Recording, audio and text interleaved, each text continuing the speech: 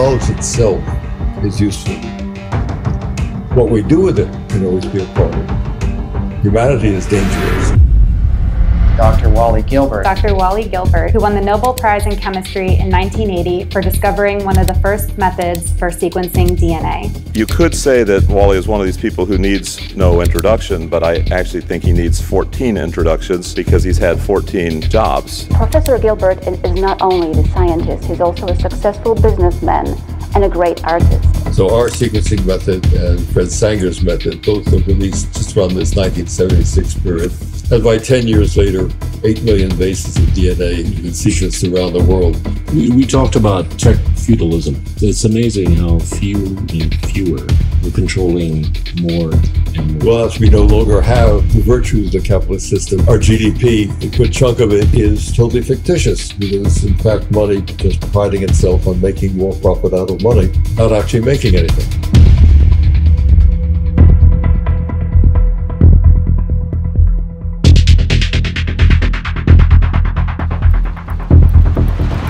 What's your take on CRISPR? I always defined this as physics envy on the part of the biologists. They began to tear their shirts and say, "We're doing something dangerous. Stop us before we destroy the world."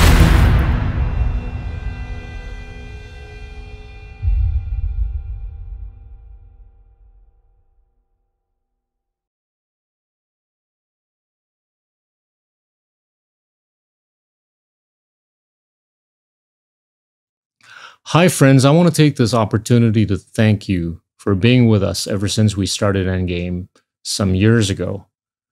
The conversations have been invariably elevating and animating. At least from my personal point of view, it's been a tremendously rewarding experience. And I'm hopeful that you could be further supportive of us by way of clicking on the subscribe button, watching every episode as much as possible, if not as fully as possible, and also joining us as a member of the Endgame channel. I can only promise you that whatever we're going to be doing going forward, we'll try to make Endgame a better experience for all of you. Thank you. Hi, friends. Today we're honored to have Wally Gilbert, who is a Nobel laureate in chemistry. And Wally is a longtime friend of Harvard University. He's been teaching there. He went there to study. Wally, thank you so much for coming on to our show. As always, I always ask my guest about how they grew up. Talk a little bit about how you grew up. I was actually born up here in Boston, in what was then Richards House, Boston Eye Hand Hospital. My mother was a psychologist, and my father was at that time a assistant professor at Harvard in economics. They had gotten married on the way up to Harvard. She went to Radcliffe and arrived there as a married woman, which was then considered totally scandalous in those days. So I spent my childhood up here in Cambridge and Watertown. I was homeschooled. My mother thought that local schools were terrible. Since she had a college degree, the rules were that she could freely teach at home. And so she taught my sister and myself how to read, and we read extensively. I was trying to think of, I went to Washington. My father went to Washington as the Harry Hopkins Brain Trust, working for Roosevelt in 1949. And we then went to Washington. I went to school actually in Washington. And so my early schooling years were all down there. I grew up, I mean, even when I was here at the age of 8, I had a chemistry set. I'm laughing because in those days, and of course all through that period, you could buy chemicals, strong chemicals through the mail. You could set up a chemistry laboratory at home.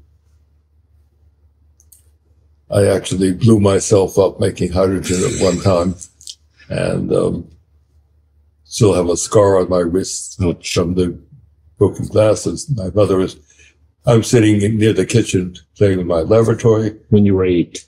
No, this is later. This is when I was in probably high school. This is not when I'm 8. This is after in Washington, 4 years later, 12, 13, I'm probably 13 or 14. My mother actually is sitting watching me. I'm experimenting, making hydrogen with hydrochloric acid and zinc. And I light it too early and a bottle flask explodes, and I have a nice little scar right here. Get taken and stitched up. And my mother's memory of that episode is that I'm very quiet as we're going to the doctor, and finally I say to her, I know what I did wrong. So I collected minerals.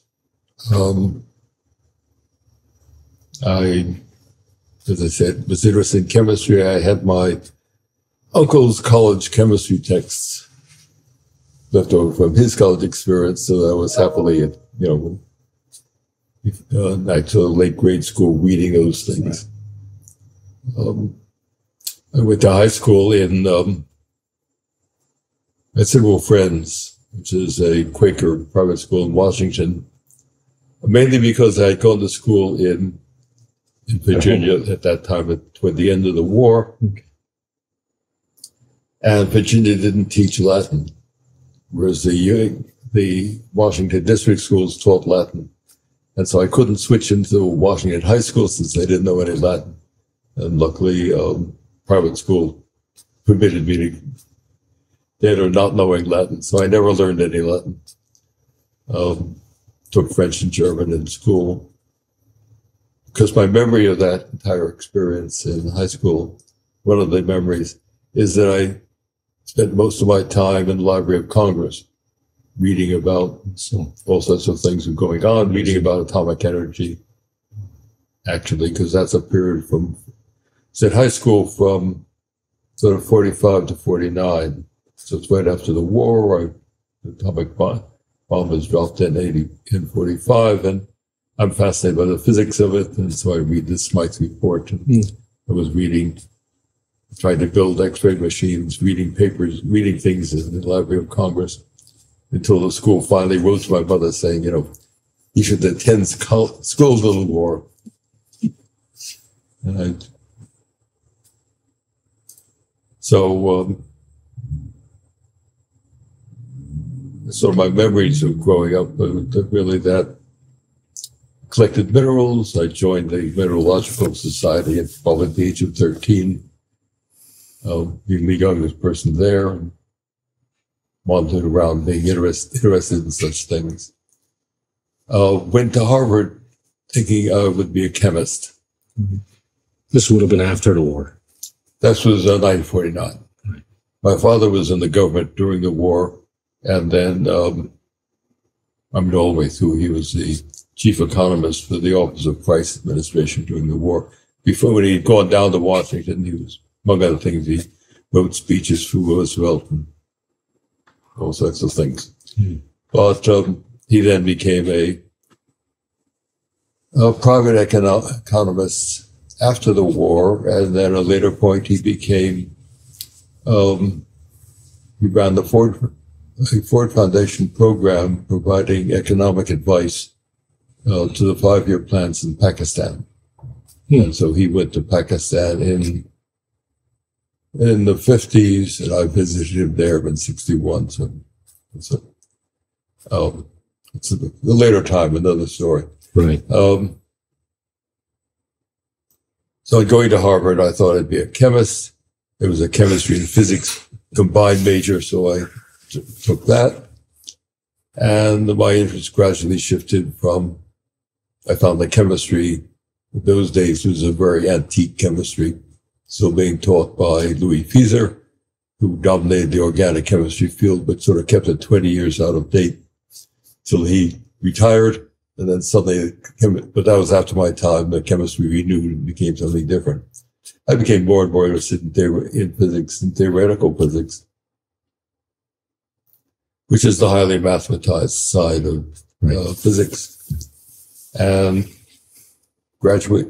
Should I go on in this sort of time? Sure. Sure. Graduated from Harvard in 53, and first went to graduate school at Harvard for a year, and then went to Cambridge. Why Cambridge? Cambridge, England. Why? Why not Harvard? Why? Well, because why not the U.S.? Why not the U.S.? Because in fact, in those days, people just traveled much more freely. Got it. My feeling about science, especially then, is it was totally international. And, the history of American science is, of course, people going to Germany to learn quantum mechanics, the whole previous cycle. And people like Oppenheimer coming back here, then created schools of science in America, but the relationship between science around the world then was much more fluid than it is now. I mean, now there are much more barriers. Even though lots of people still come here to study, we put up much more barriers against people coming. Those days, in terms of the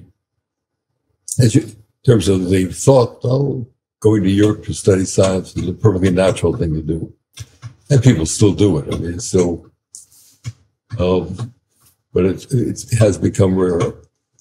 Those days are still a perfectly reasonable thing to do. I was a graduate student at Cambridge, went there for, we call it a research student, went there for 2 years, came back to the States, still sort of enlisted at Harvard as a graduate student, thinking I'd do a Harvard PhD.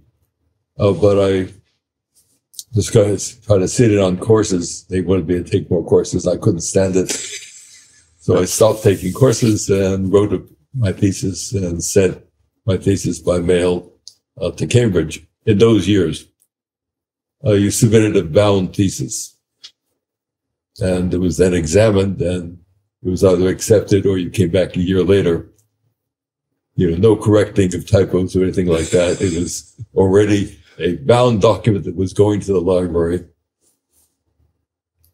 And I was, officially a graduate student. Here I get called into, or get examined by Vicky Weisskopf and Hans Bethe over in Vicky's office at MIT. And it's sort of been an evening, and we have a thesis examination, and they pass me, and I become a doctorate. I was already married. I was married at the time. I got married in that year I graduated Harvard. You got married with somebody you met when you were 8. That's right. I met my wife back in Washington in 1940. Her father was a journalist, I.F. Stone, and came to Washington at that time. And he came to borrow $5 from a cousin of my father's, and my father and the cousin's family were all living together in a big house in Washington. And so my family met Celia's family, and they became friends. And Celia and I met at the age of 8. She would come over and have overnights with my sister. And Celia's about 6 months younger than I am. And I'd see her in her Shirley Temple nightgown. And in any case, we became friends at that point. And years later, we started going out together, and then we became serious as she graduated high school, which is sort of the year after I went up to college, and then got married right after I graduated, right before she graduated. You're still with her? God bless you. Yeah, we're still together. So we've been married 70 years at this point. My gosh.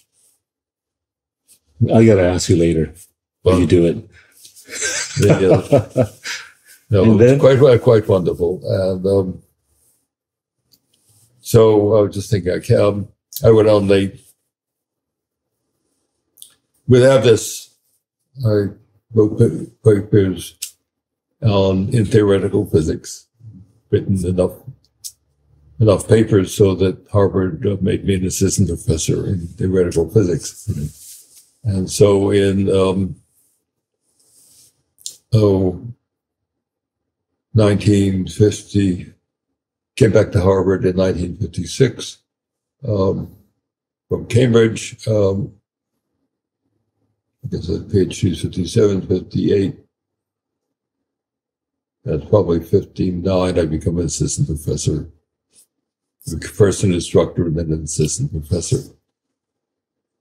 And so I began teaching quantum theory, quantum field theory, electricity and magnetism, the basic courses for the graduate students. A wonderful experience, strange experience. Suddenly being on the other side of the lectern, lecturing to students who about 2 years before you'd been sitting in the class, taking a class, then you suddenly find yourself on the other side teaching the class. You enjoyed it? Yeah, I both enjoyed it, and the life. It's hard to be a professor if you don't, at some level, enjoy what you're doing enough. So one of the major things you do as a professor is you teach.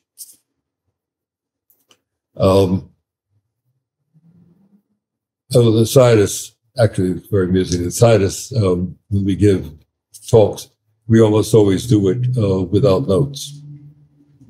And humanists generally read their talks. Very, very interesting. The scientists generally, we practice our talks before the class, but in fact, it's done much more ad lib. I was just trying to think. So, talk about the transition to biology. So here I am writing papers in theoretical physics. But fundamentally, how did you change from being theoretical to being experimental? Would that go back to your early days? Special thanks to the Belfer Center for Science and International Affairs at Harvard Kennedy School for providing support for this episode. Check out links in the description to know more about research, ideas, and leadership programs for a more peaceful world. As I said, I'd use my hands. There's a period in which I'm supposed to be writing my thesis. My wife is getting nervous. I mean, here it is now, fourth year. We've been married several years. We spent 2 years in Cambridge. We're back in this Cambridge, living in an apartment on an NSF graduate fellowship. In those years, we were living on $2,500 a year, which is the nature. That's a lot of money. Back then, the nature of the graduate fellowship. There's a moment in which we're in England, and I think the fellowship renewal hasn't arrived. Then I turn to Celia and I say, "Oh, I'm sorry, I'm afraid we're going to have to go home." And she says, "It's the wrong day." And the letter arrived the next day. I had another year of fellowship. But there I am, supposed to be writing my thesis, and I'm sitting on the ground with the soldering iron, putting together a amplifier. So, recorder I was making from a fancy kit, making a 15-watt amplifier. In those days, you could get a kit and then you can solder and put it together. I was going to say the last paper I wrote in theoretical physics, Higgs had to disprove in order to develop a theory of the Higgs boson. And I was proud of that paper, but it turned out to be wrong. And somebody said it to me again years later as Higgs boson became very famous. And I was amazed that I thought I remembered it, but there's all sorts of things in it that I couldn't remember at all and couldn't do it all anymore. Switch to biology. I met Jim Watson at a party in Cambridge. Celia, my wife, always claims that he was attracted to her ponytail. I started talking to her. She brought him over to talk to me. And we fell in the conversation and probably spent an hour or so at that party talking. I had already heard about the DNA structure through having heard Francis Crick talk about it to a club of physicists. So I knew about the general ideas. And we became friends. Celia then fed him continually. We met in April. We probably fed him almost every other day for a month or so, as the last part of the time we were in Cambridge. Then he came to Harvard as assistant professor, and I came back here as a graduate student. And Celia actually was his first laboratory technician. Right. And she poured plates and made tea and did various things until she got mononucleosis and had to stop. So we were all friends during that period from they came back here in 56. Jim's laboratory started working. Most of it didn't sound that interesting. And then in 1960, around April, he said something very exciting is happening in the laboratory. We're working on the idea of messenger RNA. That's the idea that the DNA that holds the information makes a copy of a gene in RNA. That RNA copy goes over to the factories that make proteins called the ribosomes, and there it codes for the string of amino acids that makes up a protein. And the idea was, in fact, that the way you turned a gene on was to start the gene, you would make an RNA copy, you'd make several copies of the protein, and then that RNA would be destroyed. So you could then turn on a different gene to make a different protein. So the idea was the messenger was an unstable RNA that nobody had seen at that time. At that time, the thinking was basically based on the idea of Francis Crick's that DNA made RNA. You had a nucleus with DNA, you had a lot of RNA in the cytoplasm. The RNA in the cytoplasm must make proteins. So the proteins were made. People had just begun to do radioactive labeling and try to trace these patterns. But the RNA, people couldn't understand the nature of the RNA in the cytoplasm. It didn't really, it was in these large particles, but it didn't really seem to have the characteristics of a information carrier. It sort of looked much more inert.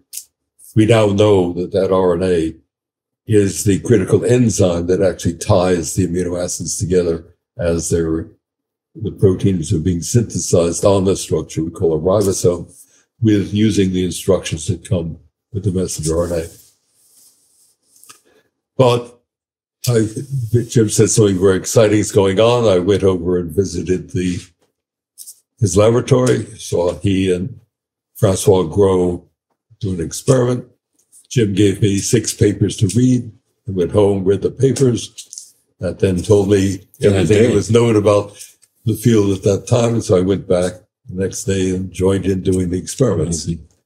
And so we physically, Jim, Francois, and I, physically did the experiments together. The experiments were very, at the beginning, very, very primitive. Francois would be holding a large flask of bacteria and swirling it. Right. I would be holding a little vial of radioactive phosphorus, 20 millicuries. Jim would be holding a stopwatch. Jim would shout, "Go!" I would pour the radioactive material into the flask. Francois would shake the flask vigorously. Jim would shout, "Stop!" Pour the contents of the flask into a big bucket full of dry ice and azide to stop everything. Everything would be stopped. They'd take that radioactive bucket into the cold room. We would then spin down, centrifuge down the bacteria, collect them, discard the radioactive supernatant, grind the bacteria up, make an extract that contained the particles from the bacteria, centrifuge it to a centrifuge tube to separate the molecules by size, collect little samples, dry down the samples, and then count the samples with the Geiger counter, which in those days was actually a true Geiger counter just sitting under lead bricks. You'd put a sample under that, take a stopwatch, and start a stopwatch, push a button. The counter would count with electronic tubes. At the end of a minute, you'd stop the watch, stop everything, read the number, write it down on your notebook, take out the sample, do the next sample. Things had to be pretty radioactive in order to have enough counts so that the errors, if you're doing this way, don't really matter. And this is the way we did all the first experiments for several months as we began to do these experiments. During the year before we wrote the papers, the technology transformed. Right. Over and over again. People began to make automatic counters. Companies began to make automatic counters. The whole technology of the science changed from this totally crude, do it by hand, to now automatic counters you could load up, and then fancier counters called scintillation counters that could distinguish the radioactive decay of one element from another. So you can now do double label experiments. You could follow not only the radioactive phosphorus in the RNA, you could also simultaneously look at radioactive carbon in an amino acid. And so you could label the cells in a variety of ways. So we continue doing experiments like that. For about a year, we published in December, published again in 61. And in summer of 61, I still was doing biology. I was teaching theoretical physics all this time. I had graduate students in theoretical physics. I was doing an experiment. Summer 61, we went to the International Biochemical Congress in Moscow. Big Congress in Russia. They opened up enough to have 5,000 foreigners that would come into Moscow.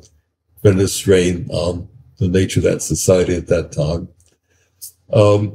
because they had just come out from under Lysenko, a sort of vision of anti-genetics vision of biology. This would have been the start of the Cold War. Well, the Cold War was going on, all during this time. In fact, Russia had been entirely closed. As I said, while I was striking, they opened up. We went,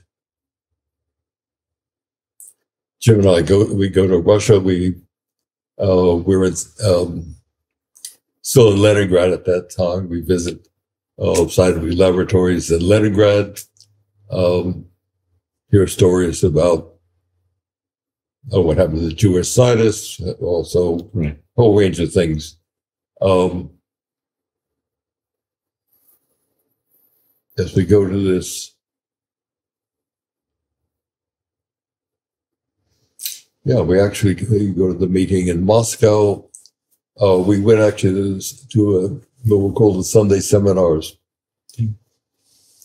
which were the Jewish dissidents who'd been thrown out of their jobs because they had asked to go to Israel.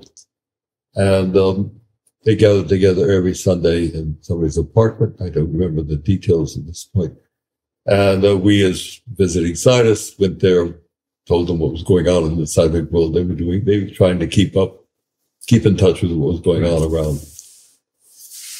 It's actually at that meeting, Marshall Nierenberg talked about discovered that PolyU made polyphenylalanin, which is the first codon that was discovered. And Jim and I are having breakfast at the hotel, the Metropol's gigantic hotel in Moscow, which they put us all up in. And we're having breakfast, and somebody comes over. It's Marshall. We didn't know at all. He comes over to tell us that he's going to talk about his discovery that PolyU made polyphenylalanin. Well, of course, we were delighted. I mean, we had been working on messenger RNA. We were probably known because of the papers at that time. And Jim and I go to his 10-minute talk and hear that. And Jim gets Francis to arrange for him to give us symposium talk in the meeting, and so he goes up because this was the major news of the meeting, in a sense, was the break in the genetic code.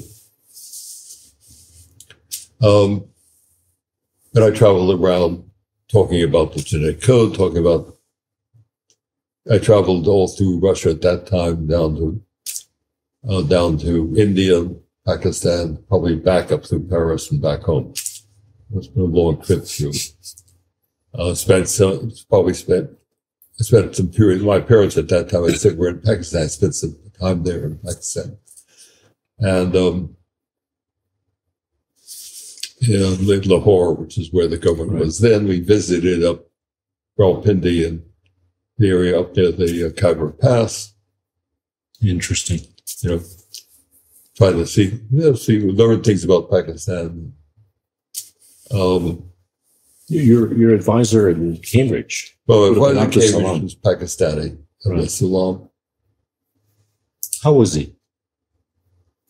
Fine, wonderful. He's a few years older than I was, but not very much He was older. born in the 20s. You were born in the 30s. That's right. He's 5 years or maybe 7 years older than I was. We had a fine time together. He always told me he got the Nobel Prize later for, Well, you got only- 1 year before you got it. yeah, and he always told me that, if I had stayed with him and not gone back to Harvard, we'd have done the work together, than the Nobel Prize. You have accelerated by 1 year. Yeah, right. So we never tell. I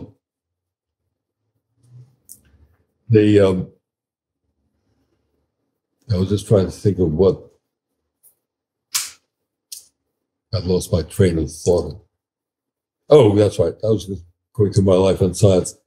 I came back to Harvard thinking I'd go back to physics. And so I spent after that, that summer in Moscow, spent the fall probably doing physics, and then decided, I really enjoyed the laboratory work more than the theoretical work. Theoretical work is, in a sense, very isolating. You're together with your friends during the day, and then you go home and you work late at night on your ideas, so separately.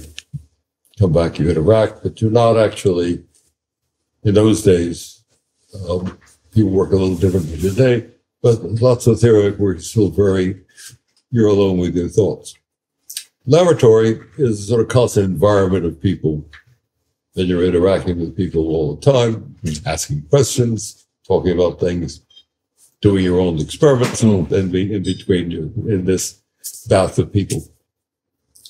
So I found I enjoyed the experimental work, and I have what we call good hands, so I'm perfectly happy doing it. Jim did not have good hands, tended to drop things, but he had a very clear idea of how you do experiments.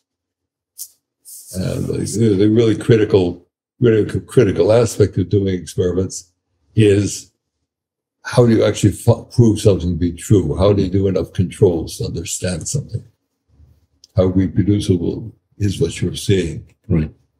Do you just go off the deep end because you see something once that you can never reproduce?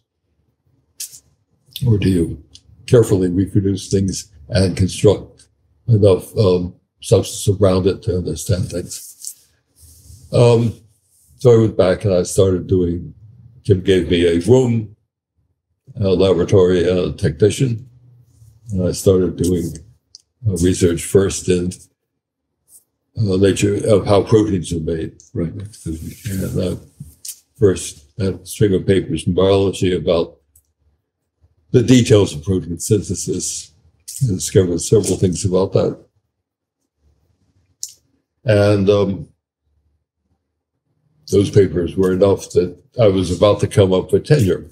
In those days, the assistant professor, it was non-tenured, was a 5-year appointment, and all the appointments above that were tenured, so that by the 4th year of your assistant professorship, the university had to decide promote you or send you out.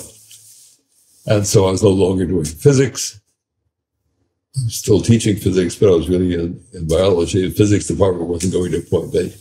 They began to look for jobs elsewhere, but they managed to find my friends at Harvard, effectively managed to find them in some group to bring my name up for tenure. And so I became tenured as an associate professor, first in biophysics, and I continued in biology.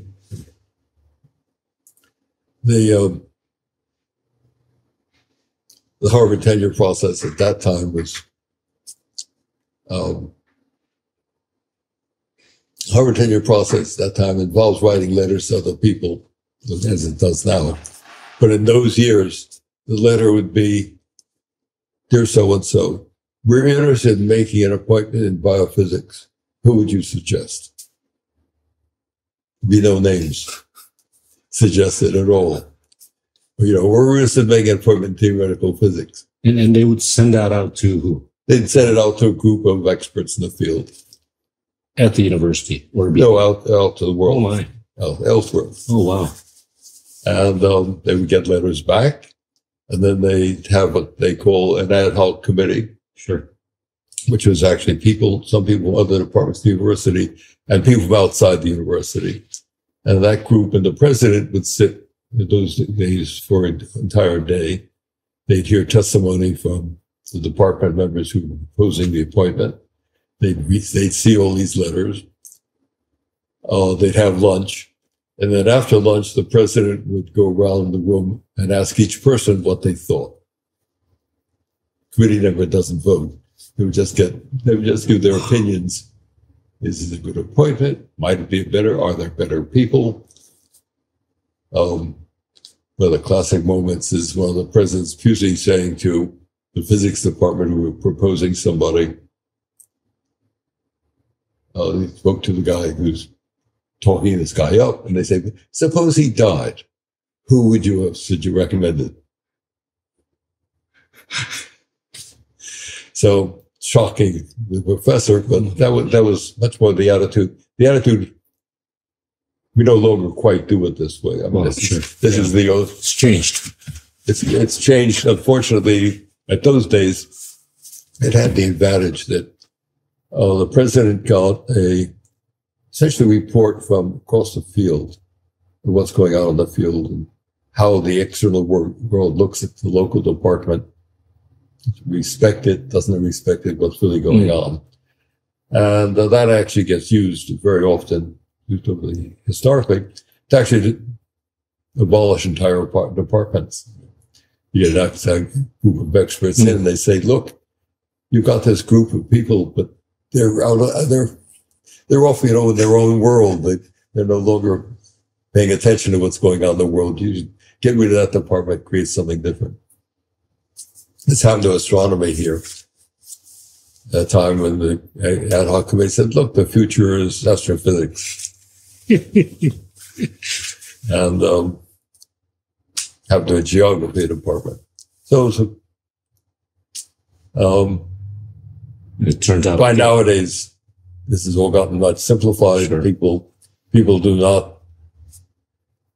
There's still an effort to try to get this a good external review, but it is much more focused. The world was, of course, is another element.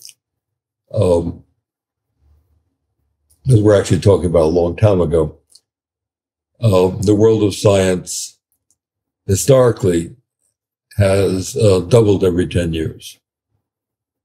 You talked about that. That The number of papers, the number of people, it's been going up a factor 10 to every 10 years since the Royal Society began. I did not know that. Hundreds of years ago. So that already means that in 50 years, there are 32 times more people in each of these fields of science, and there are 32 times more papers. When I began doing the biology, as I said, I could read 6 papers, and that was a compendium of knowledge. I worked across with ribosomes, with messenger RNA, making proteins, how genes are controlled. These all have become entirely separate fields of science with deep knowledge, but each of them separate, almost separate. In one sense, you should be curious about them, but they're, and so there's a sense in which, like asking, who would you suggest in physics or who would you suggest in biophysics in those days is a much easier question than it would be today. Today, There's so many of them. today's this is now 1950, and we're 70 years later. You know, it's 128 times more people in every field. You know, you could make a reputation then, but now there are 100 people around you with the same reputation. So, But you got it. I was promoted here and continued set up a laboratory. Began to set up a laboratory. Well, I actually sort of began set up a sort of, with Jim, we just sort of expand the laboratory, and we ran a laboratory together, occasional assistant professors, for a number of years. This was actually about 65, a few years. Then by 68, he began to meet Morris in Cold Spring Harbor. I ran the laboratory. He went off to Cold Spring Harbor. I ran a laboratory in biology here until about 1980, so the early 80s. The great discovery of that period, the earlier discovery was the discovery about how genes are controlled, how one gene makes a protein and that protein goes to DNA, another turns off another gene. The case that we worked out, that protein goes to DNA and turns off a gene. In our bodies, the most common pattern is that protein goes to the DNA and turns on a gene. But we worked out one of the first systems like that. And in doing that, we identified the protein, we identified the DNA region that it bound to, and then we worked out the sequence of that DNA region by copying it into RNA and working out the sequence of RNA with methods that Fred Sanger had developed. Took us 2 years to work out 24 bases of DNA, sort of one base a month. And this is sort of rate of sequencing. It's actually one of the first. This would have been in the 70s already. This is the middle 70s. This is actually the early 70s, about 72. At the time, I had this DNA fragment in my hand. That's the way I isolated this DNA fragment, copied it into RNA, worked out a sequence. We published the sequence and said that one of the first long DNA sequences done. And I had tried to develop DNA sequencing methods at that time, but nothing had worked out. And then in the middle 70s, a Russian visitor, Andrei Rezabekov, came, got out of Russia, got a trip around America.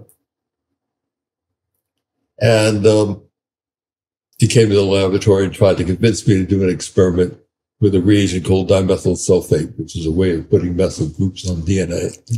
And he, it's a chemical reagent and modifies the bases in DNA. And he wanted me to see how the repressor interacted with DNA by asking, did you put the repressor on DNA, did it block the methylation? I couldn't think of any way of doing that experiment. So he went away, he traveled around America, came back, we had lunch together again, kept on arguing, I should do this. And then I thought of a way of doing the experiment that involved breaking the DNA at the point where the methylation had been and looking at the size of the DNA fragment that was released. And I did that experiment. It's one of the last experiments actually with my own hands in biology. But so I did that experiment. And it was the second time I did it, it was a great success.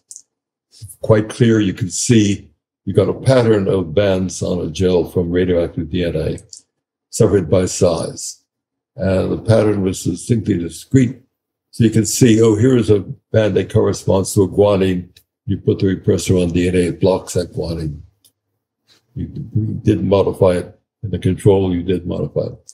But the pattern was then so distinct that I could look at it and say, oh, this is a sequencing method.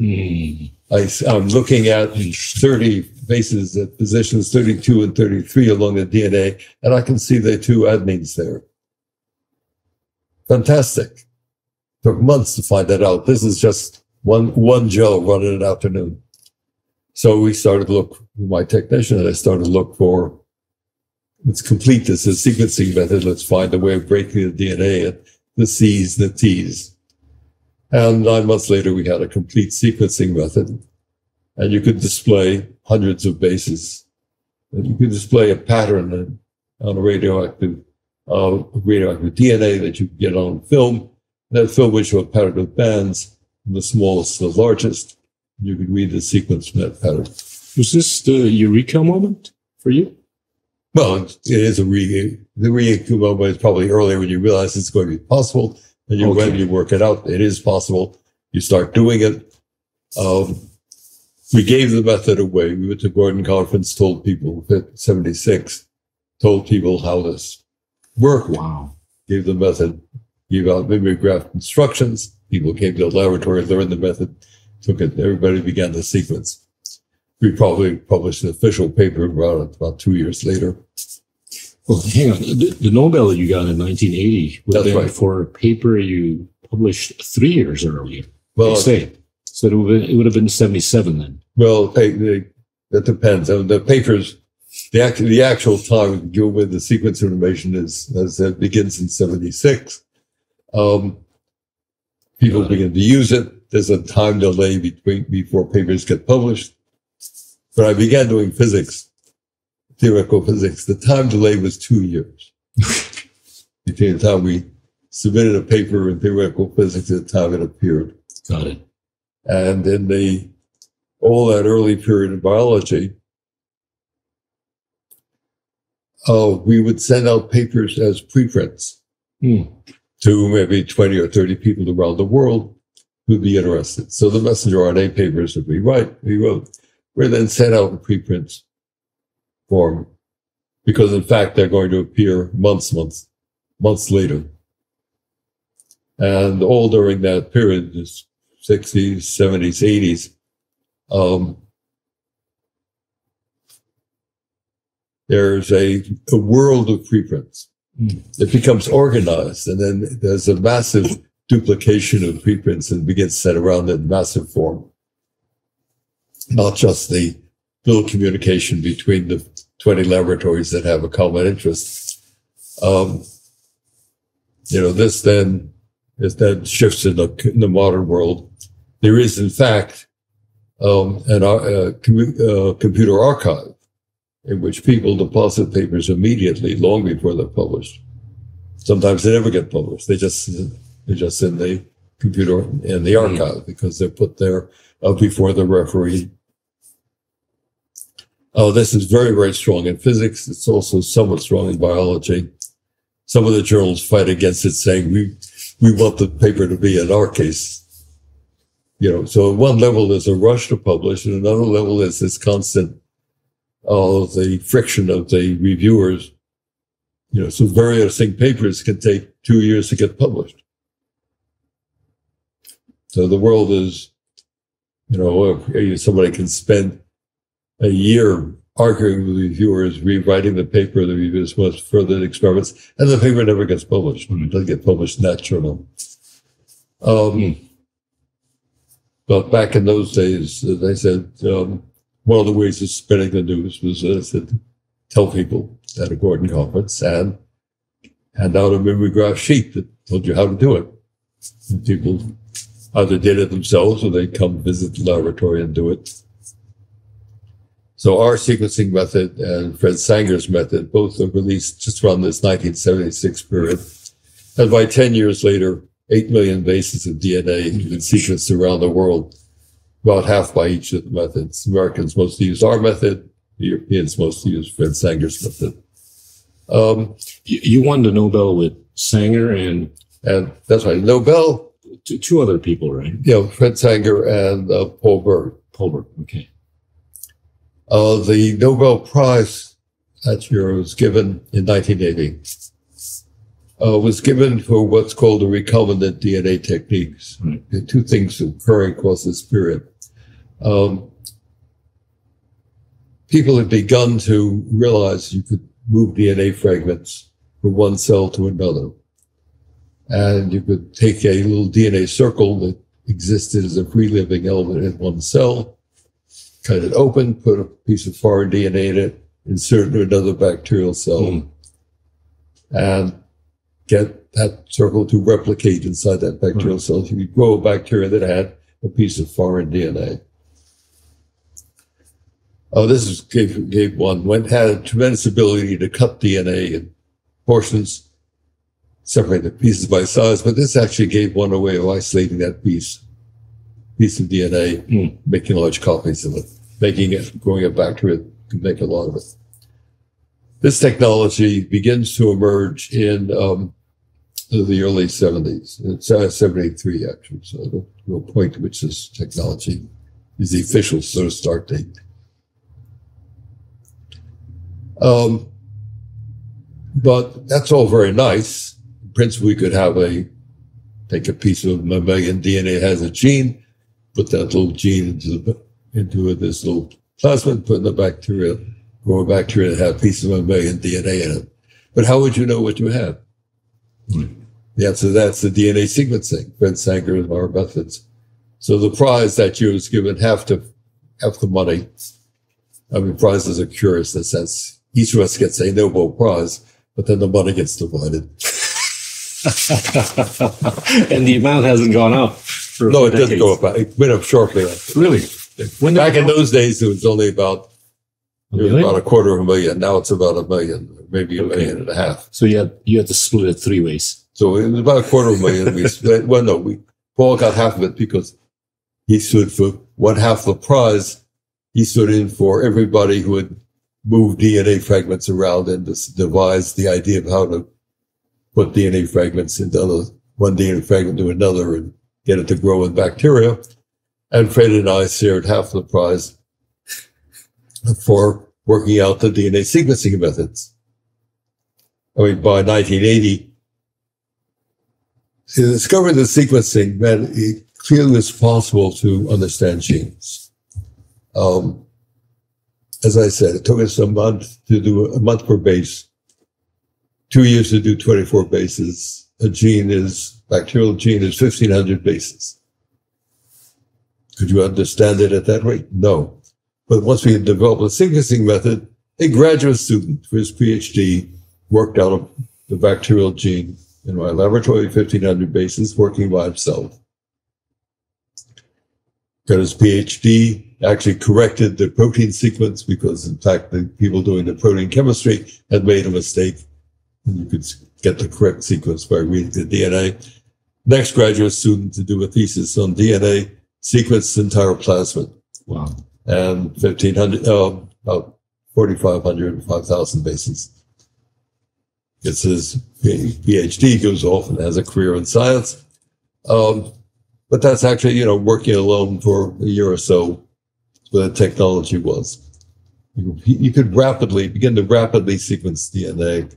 And so the prize is given to that realization. They're probably the order, 86 or 8 million bases of DNA done. 81, there's probably about 1 million bases have been sequenced around the world. But you can already see that number is going faster and faster. 80s by 86. Around that time, I realized, it gets ahead of the story. The sequencing methods developed around 76, Nobel Prize 1980. By the late 70s, we were very interested in the question of can you understand human genes? Can you make human proteins and bacteria? And we were working on that problem, and we, in fact, trying to make mammalian proteins. We were the first group to make insulin in bacteria. We made a bacterial strain that made rat proinsulin. And that led me actually into the biotechnology because that interest. Pause right there. How did you find out that you would have won a Nobel? I mean, I've talked to other Nobel. No, that's right. So they would have gone a phone call at 2 or 3 in the morning. Well, this would have been more recent. That's more recently, they telephone. This is now back in 1980. Things are still very primitive. No fax machine. At one level, by that time, you've won all sorts of prizes. Fred Sanger and I have shared all sorts of awards together, so that we're obvious candidates for a Nobel Prize by 1980. But in that year, we did not win the prize in physiology or medicine, which is where I thought it would That's be. weird. In chemistry, right? So the night before the prize in chemistry, I'm talking to my friend who's a chemist. I say, who do you think is going to win the prize tomorrow? He looks at me strangely, but we talk about other people. We talk about what chemists might win. My friend is actually, at that time, a close friend, was a organic chemist, Jeremy Knowles. In any case, I go home. I haven't heard anything in the morning. I go into the laboratory, probably 8 o'clock in the morning. The phone rings. I pick up the phone. It's a newspaper reporter, and my thought is, they want me to comment on whoever's won the Nobel Prize. And then the reporter says, no, I've won the Nobel Prize. So I'm delighted. I have a conversation with the reporter. How would he know? Well, because at noon, the Swedes announce it. I see. And so the newspapers, reporters, Okay. get At the noon Swedish time, which would have noon been Swedish time, which is Okay. probably 6 o'clock in the morning, our time. So you see, of course, it's on the local news, probably the 9 o'clock news. Because in fact, I get a call from the reporter. As I said, it's about maybe 7:30, 8 o'clock, something like that. I go home to tell my wife. My parents were actually, my father had had a knee operation. He was living with us. My parents were living with us. Then I go home, tell everybody. By that time, it's on the local news. I go back to the laboratory. We begin to celebrate at the laboratory. I throw actually a party that night. We threw a champagne party for 300 people at my friend, the chemist's house. And the people in the laboratory had a laboratory with about 30 people in it. And the postdocs organized the party. We threw a lovely big champagne party. Had people like my doctor. My doctor that's right. He just had a bypass operation. That's why I was in the house. The doctor who did the bypass operation came to that Nobel party. We had a gigantic affair. In those years, the Nobel sent a telegram, but it sort of arrived about 3 days later. And so I went off, and you collected the prize money. Then you ventured into entrepreneurship. well, I took the prize money. I spent the prize money, as I said. The prize money was my cut of the prize money was maybe $60,000. I probably spent most of it taking my parents and children to the prize ceremony. Flew everybody first class. My father just been operated upon, so Well done. we all went to Sweden. They were all there, both my son and daughter. 1980, they were 20 and 22. And my parents were still alive at that point, so we were all in Sweden in that. I can't remember the name of the hotel anymore, but that's a lovely affair. Well, you figured out the order of the nucleotides, and then you ventured into biotech. That's right. So they, you set up a behemoth company. Well, Biotech. it is now a behemoth company. It probably wasn't. I didn't know that you would have been the founder of that massive company, but that's right. giant. No, that all starts back in 78. Wow. And two venture capitalists think of making an investment in Genentech, and they get Phil Sharp to come as an advisor, and he comes and looks at Genentech, and Genentech at that time was trying to synthesize human insulin by making synthetic genes with synthetic genes with the separate parts, and they were exploiting the chemistry to make DNA deliberately. Phil sees it. He says, "Oh, why you make a small investment? Why not?" So they get intrigued. Two venture capitalists. One of them is a man named Dan Adams, and they travel around. They talk to Phil Sharp about what is this new science. Phil brings them to me. I talk to them.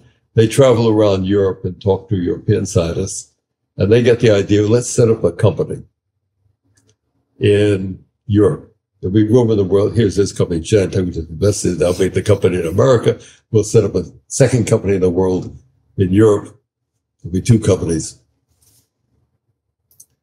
So they get together a group of about a dozen European scientists, 10 European, and Phil and myself. And we start meeting in Europe, talking about, should we set up such a company? Is there any reason to do it? Should we do it? And the scientists were somewhat skeptical, but were intrigued. And after a couple of meetings, they say, well, we would like to set up a company. They raised, I was going to say, $750,000, half in kind services, half actually in cash, $375,000. And we're all meeting in the hotel, and the two venture capitalists go out, and the scientists all gather in a room, and we all decide we'll do the company. And the scientists select me as chairman of the scientific group. Mm-hmm. We put all sorts of restrictions on the company. The scientific board will have a third of the board of directors. We will have control of the expenditure of the laboratory, and we'll have control of the stock issuance. Then we come out and we tell them we want to do this. They're sitting there thinking, oh my God, nobody's going to join us. And the scientific group says, no, we'll do it. So in fact, we begin to use that money. We raised at that point a little bit to do research in some of the laboratories. The scientific board members, Charles Weissman wants to do human interferon. We've spent our time talking about what would be good projects, what would be meaningful projects to do. I started working on serum albumin, thinking that that might be a useful protein to make human serum therapy. And also, I guess, insulin. I had to continue the insulin project. The company, of course, just us, the scientists, attacked throughout that sort of first year. I get more and more involved. I'm chairman of the scientific board, which means I'm then involved in all of the effort to raise money. So I get more and more involved in this. And we do manage to get an investment from Schering-Plough, $8 million, another $1.25 million from International Nickel, and we're off running, and we start setting up laboratories in Geneva. Thinking, yes, we would be the European country. I'm still head of the scientific board. I'm also the sort of vice chair of the board of directors. And I find myself doing more and more in this. We lose some of the first venture capitalists. We then have to hire people who sort of run the laboratory in Europe, which we do. We hire Rob Cawthorn, runs the whole show, but originally the laboratory in Europe. We decide to move forward, begin to raise more money, begin to set up a laboratory here.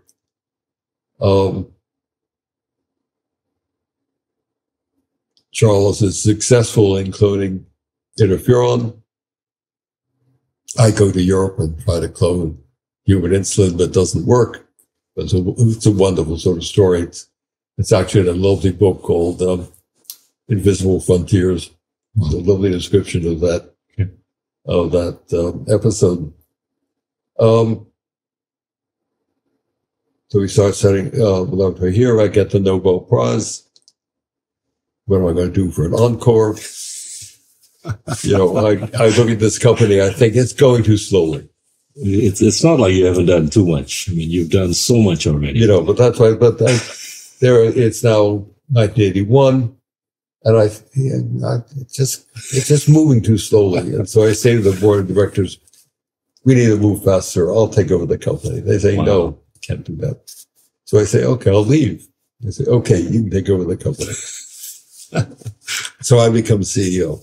By that time, we already had two people in the company as CEOs. This would have been back in Cambridge or in Europe? Well, I'm still in Cambridge.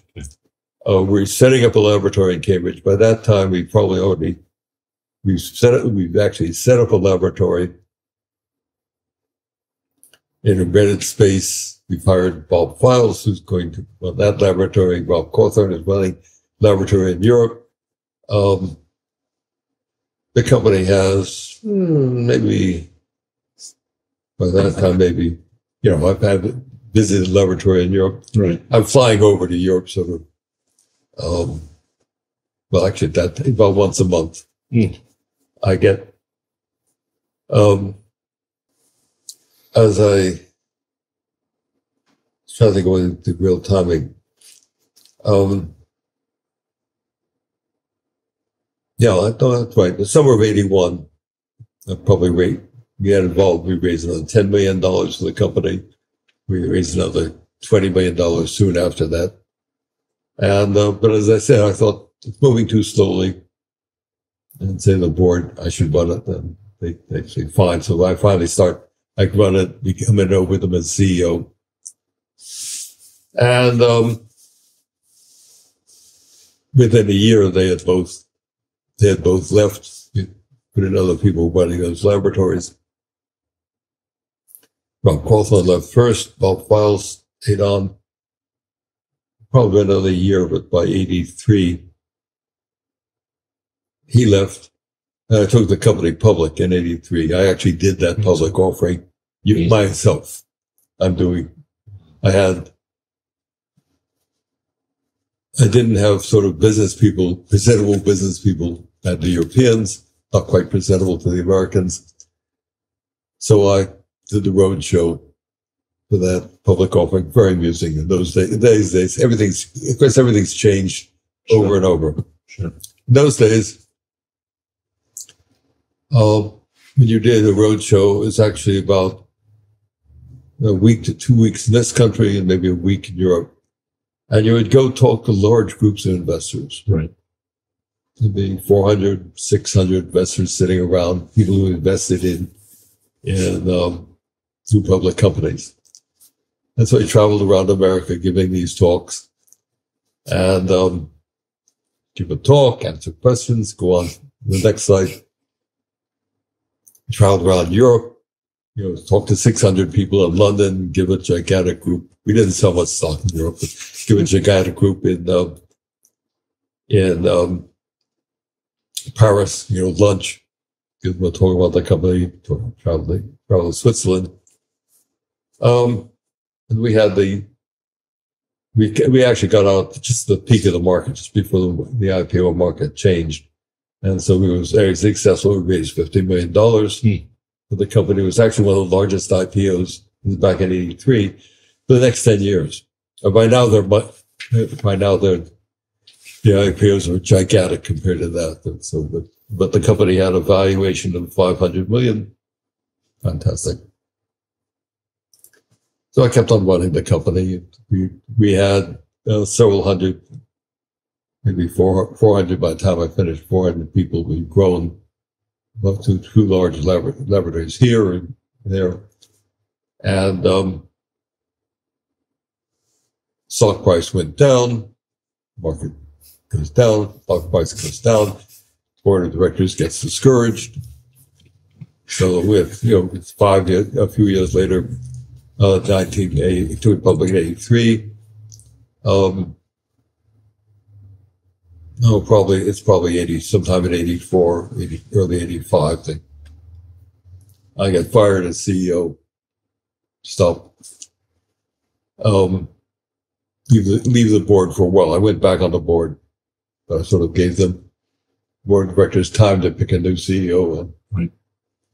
I came back here, wrote papers, got reappointed at Harvard. I had to resign entirely from Harvard because you couldn't have more than 2 years of leave, and I had 2 years of leave. I still had a laboratory We had first part still at Harvard. And I kept the laboratory going in the company. So I had postdocs and started doing research on our own themes, not on company You themes. came back into physics, chemistry, Came back into biology. biology?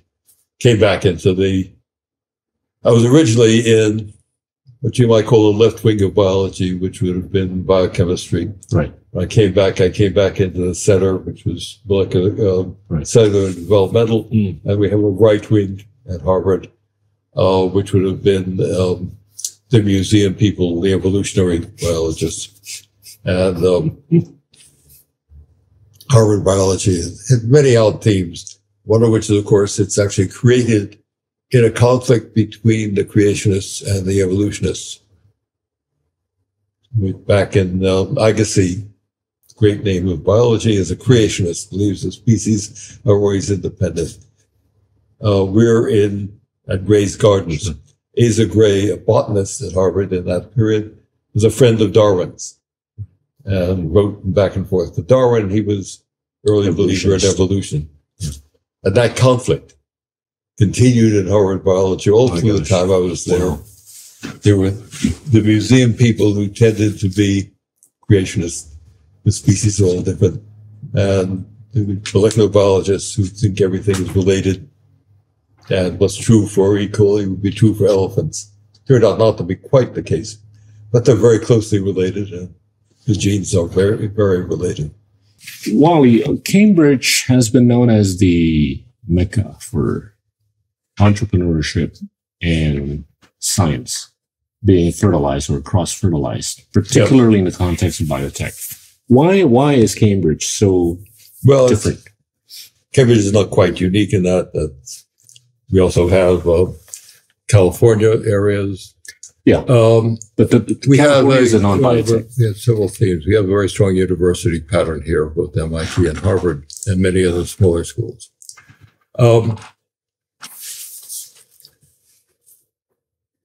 When I think about that problem, I would think about it's almost like there's an entire entrepreneurial streak in America that's much later come to Europe, and it's an older streak in America. When we tried to finance Biogen, originally we traveled around Europe talking to companies, trying to get them to invest a little bit in the company. And of which the simplest response was from a group at Solvay, a big Belgian company, who said, "What do you mean take 10% interest? If we like it, we buy it." You know, the whole idea of actually participating or having an entrepreneurial group as opposed to a company group do things, it's just alien back then. This is back in the late 70s.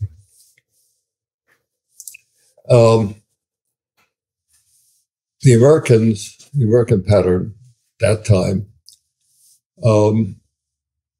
was much more entrepreneurial in the sense of being willing to do things, to fail at things, to start and do them again. And there's in a sense in which the scientific culture is very much that. You fail at lots of things. Well, lots of experiments don't work. And you have to sort of get up and go on and do something else. And so it's that both experimental culture and then attitude toward failures of something you just get over and go on, that is behind the creation of small companies. The world was a different scale. I mean, by now the venture groups are handling very large amounts of money. They want companies to grow very, very fast. There's actually a company that just did a $500 million first round of investment. There have been companies that do almost $1 billion first round of investment in ideas. It's absurd amount of money to try to put into things. And most times when you do it at that scale, things just collapse and do not actually recover. But the period we're talking about, the 1980s, yes, that the scale of the venture groups groups that sort of begin to say, can we begin to develop things as companies? And there's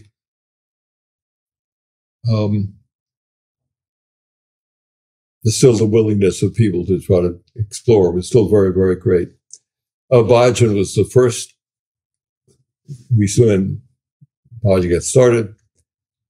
This then becomes an example here. Genetics Institute begins here.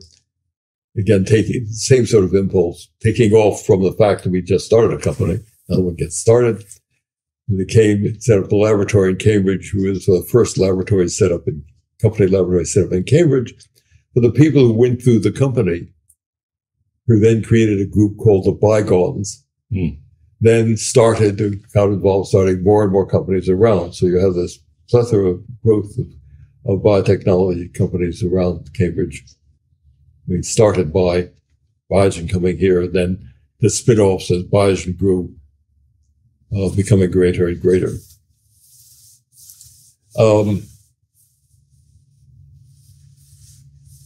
Brooding about that question, of course, I think, again, the degree to which the world has changed.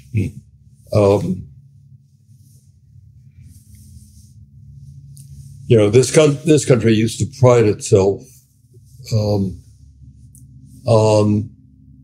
being able to make things. There's a book by Mark Twain, The Connecticut Yankee in King Arthur's Court. This was a sort of the classic view of New England. The Connecticut Yankee was the guy who could build anything. And he goes there, he gets thrown back into King Arthur's Court, and he creates a telephone and telegraph, builds old locomotives, builds the entire world around him. And, as a boy, you would read books like that, and they're the way you should do things. America's industry in the Second World War was very powerful.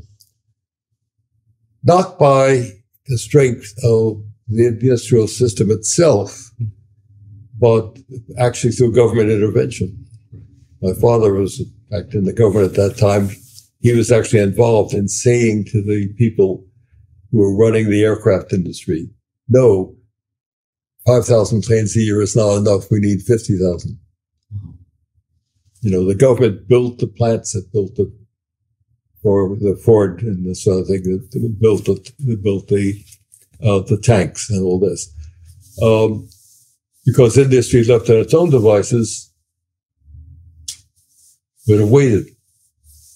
And in fact, did wait. They sort of said, we've got to finish this round of this year's car releases. Then next year we can make tanks. Actually, if you read back in some of the discussion that was going on at the time, it's very true. And of course, it's what's going wrong now. This country is looking at this country sort of is behaving as though it's going to war. But of course, it's entirely incompetent and can't do that anymore because, in fact, there is no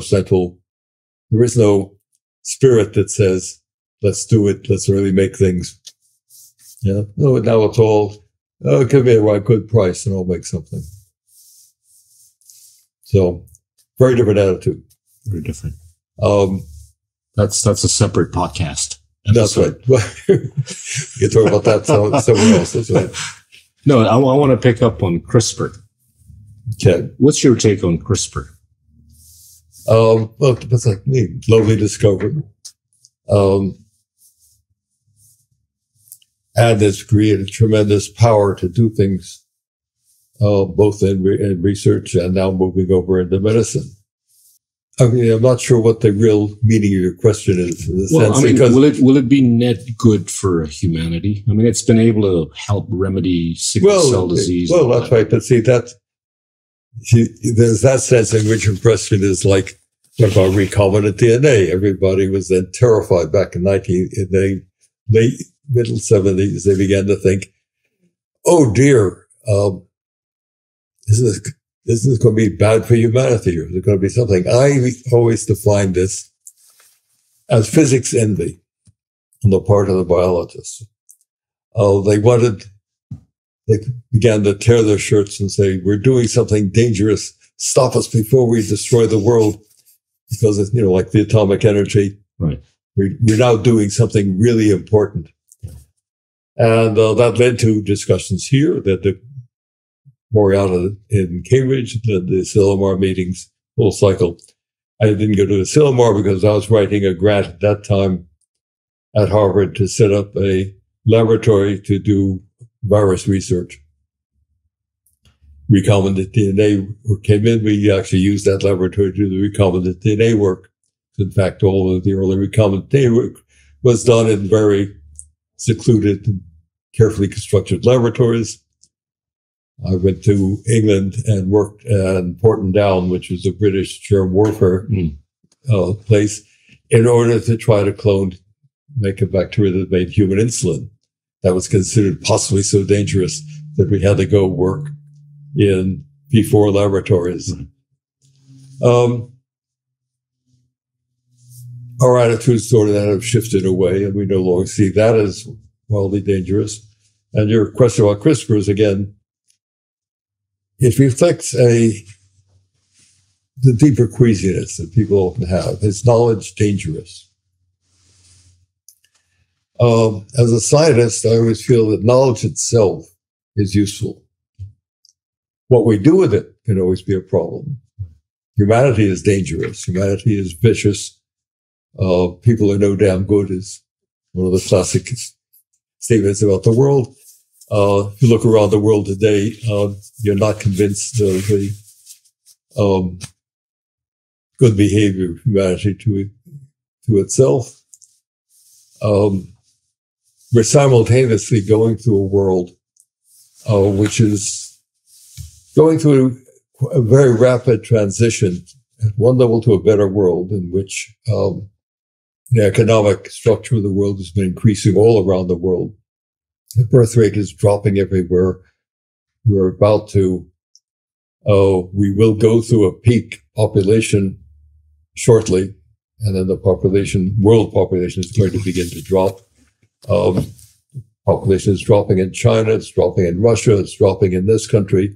If we didn't have the immigration, it's dropping in Europe catastrophically. Again, immigration is saving the day for these countries as young people migrated and begin to help support the countries. So at one level, the world is doing very well. At another level, it's doing its best to destroy itself. We got off to too seriously a topic. We talked about tech feudalism. Yeah, that's right. A lovely book called Tech Feudalism by Vernakis. Yeah. It's amazing how few and fewer are controlling more and more. Well, that's right. We both have. Right. That's right. The theme of his book is that we moved it. That in certain ways we've moved into a pattern in which we no longer have the virtues of the capitalist system, which were the ones we were talking about a few minutes ago, the entrepreneurial drive, the creation of novel companies that are doing new things and building things. It was actually amazing when I took Biogen public. The young bankers I dealt with, who were then taking me around on this roadshow, are constantly pointing out with pride things that their bank has made happen. We funded that building over there. This one here, the bank, the bank's money has been used to build things all around the country, so that attitude has disappeared. The bankers today, money is being made solely out of money. Yeah. The country today, our GDP, a good chunk of it is totally fictitious because it's in fact money just priding itself on making more profit out of money, not actually making anything. And the country, my negative view, of course, the country has stopped being able to make anything. Boeing is a fantastic example of We have an entire hospital system here, Stewart Hospital System, which is wrecked by private equity, which is an attitude that you see a actually functioning structure and you go in and rob it. You buy it and rob it, take it into the ground, pull out every dollar you can, and go on to something else. Rather than growing it intrinsically, you treat the world around you as something that's there to be stripped. Any value that's there should be stripped out of it, turned into cash. That's a disaster because you end up with just piles of cash and you can't even buy anything with it. Right. We have the attitude that you can buy success in war by just spending dollars. It's an absurd attitude. There's this tendency for the world to be more and more multipolar. Mm-hmm. And then by way of multipolarity, there's this growing proliferation of risk that could come from, be it nuclear, climate change, cyber, and all that, right? I'm just trying to think, you as a scientist, science can play a big role here in mitigating, the increasing risk. Not clear. I mean, that's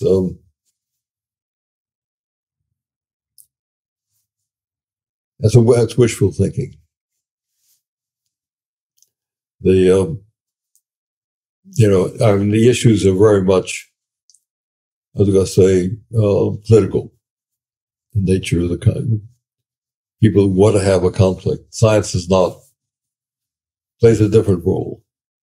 We can find out that scientists were curious about the world, and we can find out facts about the world, but we can reveal those facts to people. Global warming is a perfect example. Right. Science has been quite clear for years now that the increase in carbon dioxide in the atmosphere is going to lead to an increase in global temperatures. For years, in fact, it was still a scientific discussion. What's the cause of the increase? Is it human? There is some a natural process. By now, that scientific discussion has gotten fully resolved, and it's clearly the human release of carbon dioxide and methane that's causing the warming. But that doesn't mean we, as societies, we do anything about it. We're sort of, watching the world burn up around us. Europe is actually, Greece is actually burning. Great chunks of Europe. So Canada was burning a year ago. Why is politics so messy now? It's always been messy. In some ways, I think it's always been messy, and we've gone to bad political periods before. Maybe it's for people with too much power, too much economic power.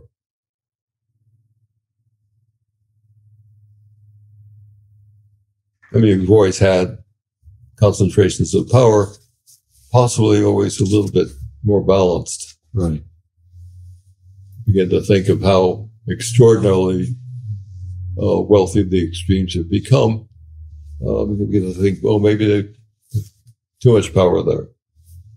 In the old days, we would have seen a lot of people going into politics as a crusade to try to make a difference. Well, whereas now we're seeing more and more people go into politics more for vocation as opposed to a crusade. Well, that's right. This country has seen I think, a fantastic shift of values.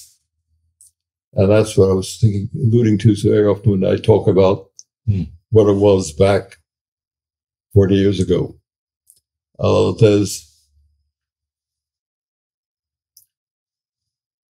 The country went through a period in the 30s. Well, Great Depression came out of that, and we had strong unions. We had people who believed in doing good in the world. That was the real issue. We now have a culture that believes in making money. That's not, it's a different thing. You're not, there's a sense, the scientists as a group, or for the large part, the people who go into it,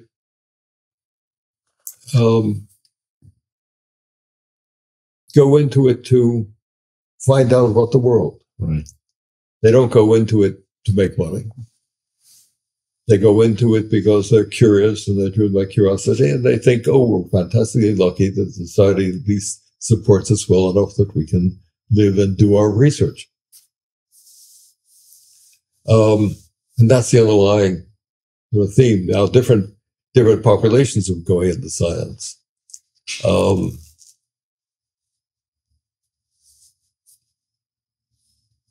And get caught up by that feeling. So the people that go into science now, there are different ethnic groups than they were going in earlier. So that depends again on just the flow of the population. We're caught in a culture. Some of the advantage of the multipolar world can be that many other cultures. This country we're caught in a culture that began to value monetary rewards more than any others, unfortunately. And so, people used to graduate Harvard and go into science as opposed to go into Wall Street. And going into Wall Street becomes more and more attractive. Some you think it's more attractive. You don't realize where the rewards are. Very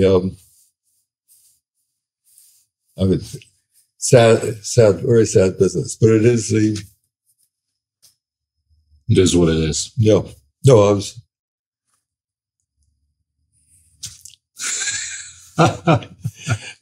I took companies public in 83, around 95, and probably again involved around 2005 in another company public offering. And the structures of those offerings discussions were very different. The early one, as I said, we talked to large numbers of people. Yeah. Next time around, we talked to groups of 3 to 5 people in large investment groups. And we would go and give a talk, 20 minutes talk, 20 minutes questions, go on to the next one, 20-minute talk. No one wanted to ask questions anyone else could hear, because they always thought we have our own secret sauce. Even more extreme, the third go-round, 10 years later, by then, the public offering is primarily being subscribed by the inside investors who are already paying, seemingly putting the money and buying the stock. There's almost nobody there except, a sucker over here. So we go buy the stock at a high price and I sell a little more at a high price. The innocent bystanders. And it's like the Trump SPAC. You realize that there were people raising money into a public company, which has nothing, has no product. Its purpose is to go find a product after the people who invested. And so that group then goes and finds the Trump structure, We've seen a lot of those. And there it is. Now it's a multi-billion-dollar public company that's losing $50 million a year on an income of $3 million. And we have fantastic, generally the companies have been involved in, have actually made profit and been functional. But we've had public companies, massive public companies that never made a profit. Right. That simply burned investors' money. It's unbelievable. The world has changed. Well, I'm laughing at it in one sense, I could come out of a culture in which if you own stock, that's because you got paid dividends. Then I was remembering the issue that I once learned from president of Schering-Plough, who sort of said, well, we decided not to pay dividends. It didn't seem to make any difference. It turns out There's a lot of companies that don't pay dividends. no, that's right. It turns out not to make any difference. And then there's even the fancier device. Oh, let's buy the stock back, which is what Boeing was doing. The banks love this. And, I was actually involved in the Myriad. I was actually on the board. We bought back, I'm ashamed to say, $1 billion of stock. Company could have used that $1 billion to do something. Research and development. That's right. The company does a lot of research and development. But it helped increase the share price. Well, only for a while. Although people make money for the bankers, after something else happens, the share price goes down, and that $1 billion has just disappeared. I did have a seat of the bankers come and try to convince the board members it's the best use you could make of money is buying back your stock. They have charts trying to show you how profitable this is. Of course, the stock price doesn't mean anything to the company. Yeah. It's actually relevant to the company. It means things that the company can do with its stock, but it doesn't actually mean anything. It's amazing. Anyway, Wally, you started out being schooled at home. You explored physics, explored chemistry, biology, entrepreneurship. And now I want to talk about the last bit, the most important. You've been spending time in the studio, working on your photographs and all that. Talk about this. It's beautiful. So, you have to come and see the original. It's about that size, 3 foot by 3 foot.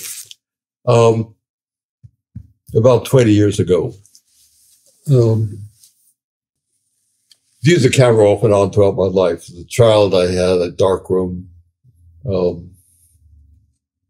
developed films, had a enlarger, made prints.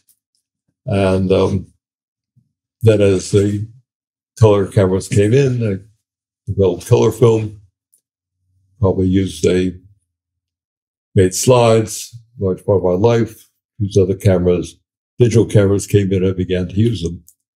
And around 2000, I had a 2 megapixel camera and was traveling around photographing odd things.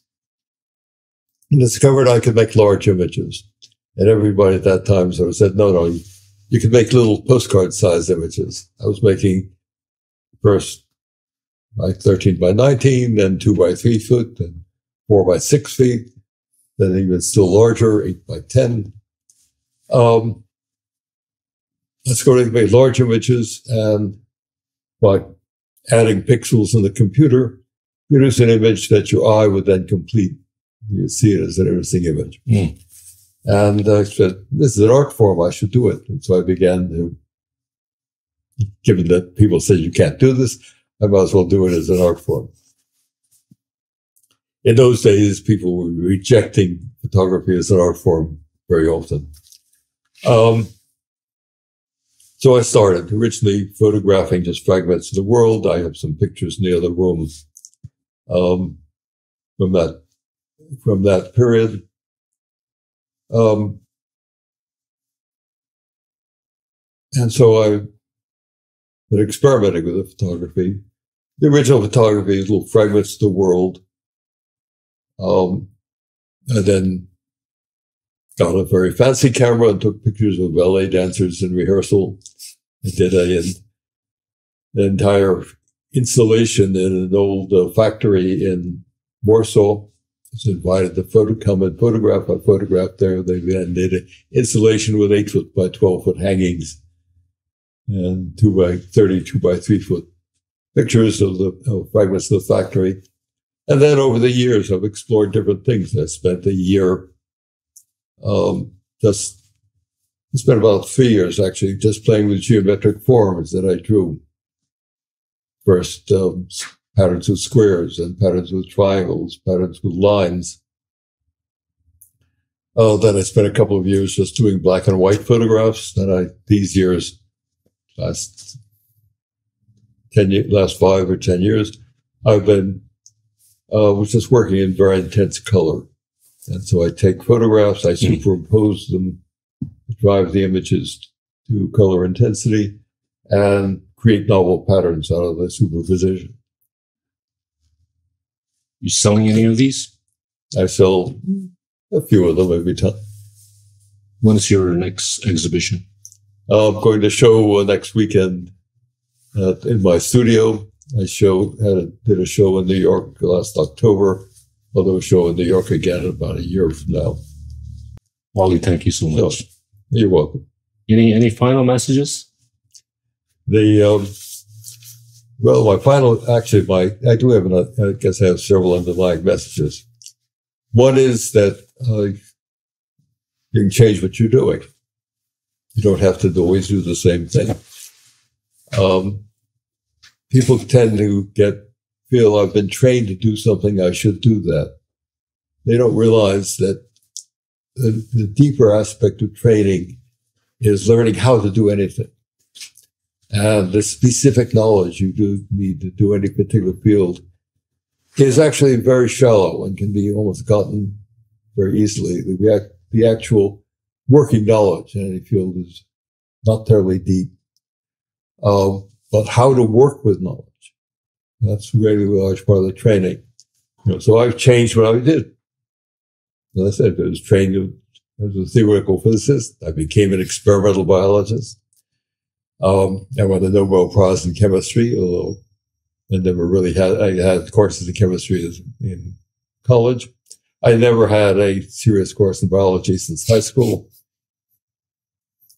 I became an entrepreneur, realizing that the real issue was that turn of mind that can try to decide to do something, can try to convince other people to do it, and can raise money, raise resources to do it. And the real drive in the entrepreneurship is, let's do it quickly. And it's quite amazing to watch. I mean, one of the great problems in small companies, or a problem in any company, is that time is money. You're burning money. You're burning your investors' money. Every day that you don't do something, money's been spent. So that the question of how quickly can you move is very, very important. It's really a dominant part of what you do.